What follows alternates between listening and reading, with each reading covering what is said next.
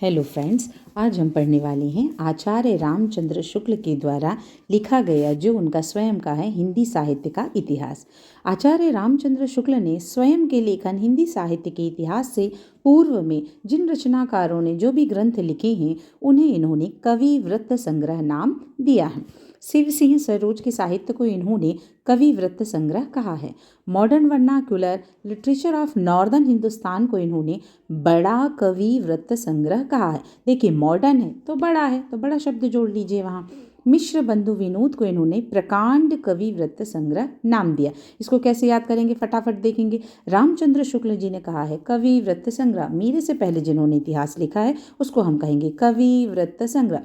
शिव जी ने लिखा तो भैया कवि वृत्त संग्रह। मॉडर्न हो गया तो बड़ा कवि वृत्त संग्रह। मिश्र एक से ज़्यादा हो गया तो क्या हो गया, प्रकांड कवि वृत्त संग्रह।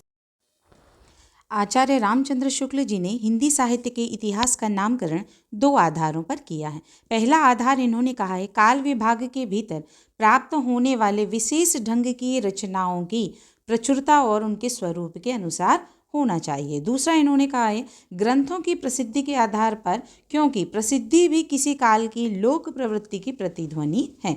ये इन्होंने दो आधार बताए हुए हैं।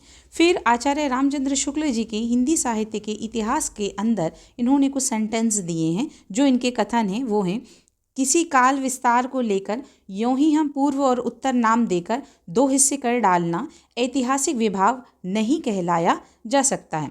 दूसरा इनका कथन है किसी काल के कवियों की साहित्यिक विशेषताओं के संबंध में मैंने जो संक्षिप्त विचार प्रकट किए हैं वे दिग्दर्शन मात्र के लिए नहीं हैं।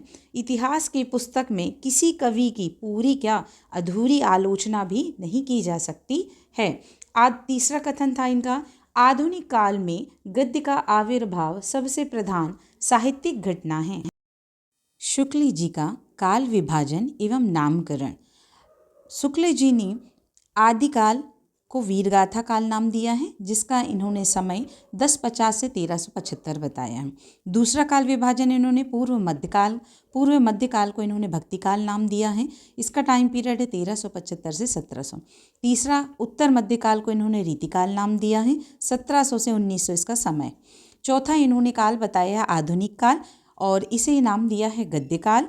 1900 से 1984 इसका टाइम पीरियड है।